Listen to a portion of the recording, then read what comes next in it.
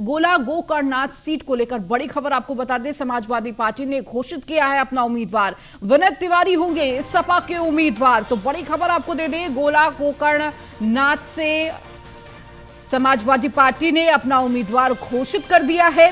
तो विनय तिवारी को सपा उम्मीदवार के तौर पर उतारा जा रहा है मैदान में।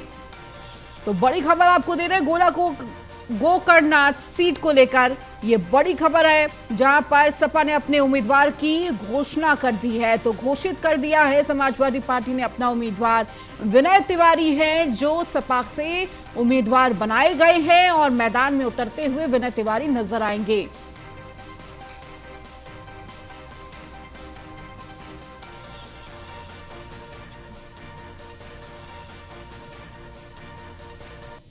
तो बड़ी खबर आपको दे रहे हैं, गोकर्णनाथ से समाजवादी पार्टी ने अपना उम्मीदवार उतारा है। आपको बता दें कि विनय तिवारी जो सपा के उम्मीदवार होंगे वो मैदान में उतरते हुए नजर आएंगे।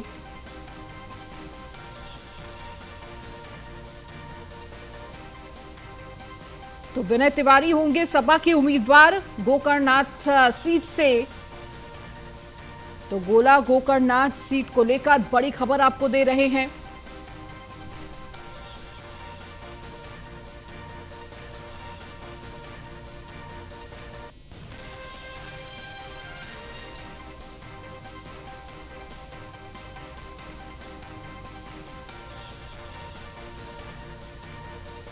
तो गोला गोकर्णनाथ से समाजवादी पार्टी ने अपने उम्मीदवार की घोषणा कर दी है। विनय तिवारी जो उम्मीदवार होंगे सपा की तरफ से।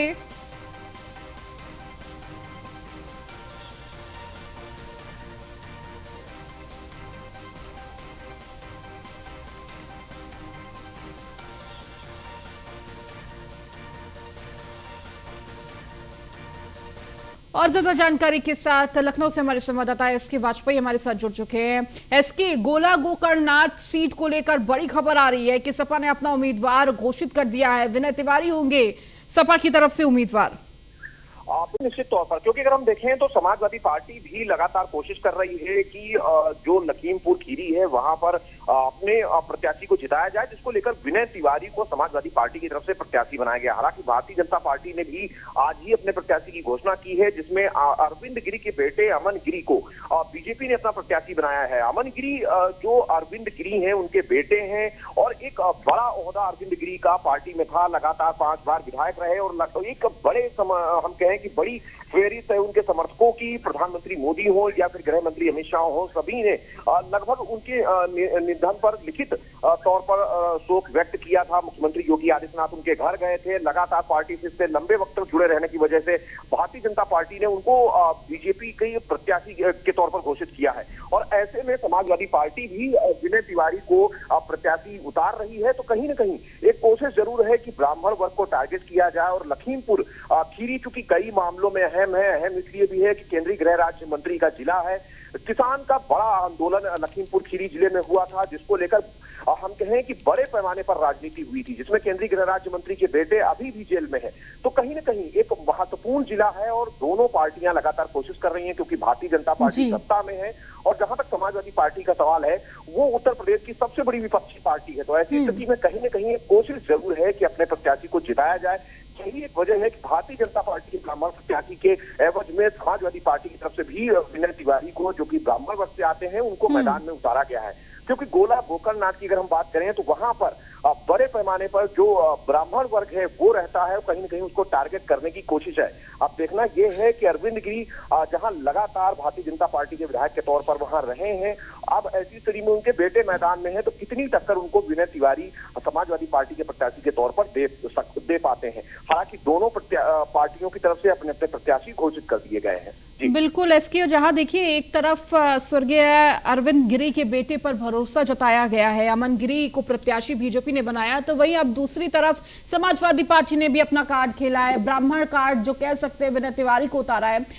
एसके, आपसे समझना चाहूंगी किस तरह से दोनों की वहां पर साख किस तरीके से है और किस तरह से ये पूरी जो चुनाव होने वाला है किस नजरिए से देखा जाए, अगर दो प्रत्याशी, अगर एक तरफ विनय तिवारी है और बिल्कुल, अगर हम इस चुनाव की बात करें, क्योंकि भारतीय जनता पार्टी सत्ता में है और पूरे पूर्ण बहुमत के साथ सत्ता में है, ऐसी स्थिति में इस उपचुनाव से बहुत ज्यादा फर्क भारतीय जनता पार्टी पर पड़ता हुआ दिखाई नहीं दे रहा है। चाहे बीजेपी के प्रत्याशी जीते या हारे, उससे बहुत ज्यादा असर भारतीय जनता पार्टी पर नहीं होने वाला है।